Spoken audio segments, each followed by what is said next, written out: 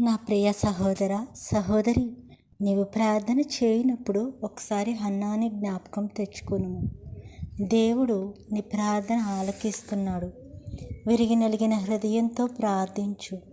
కన్నీటితో భారభరితమైన దీన మనసు కలిగి ప్రార్థించు. ఈ లోకములో ఒంటరిగా ఉన్నావా? ఎవరూ లేని స్థితిలో ఉన్నావా? దేవుడు నీకు తోడుగా ఉన్నాడు.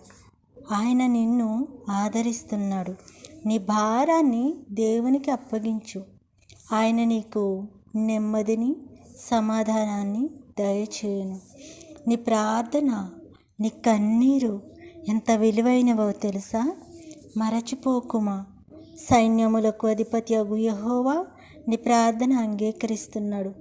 ఆయన నీ చేయి విడువడు. నీవు ప్రార్థనలో నిలకడగా ఉండుము.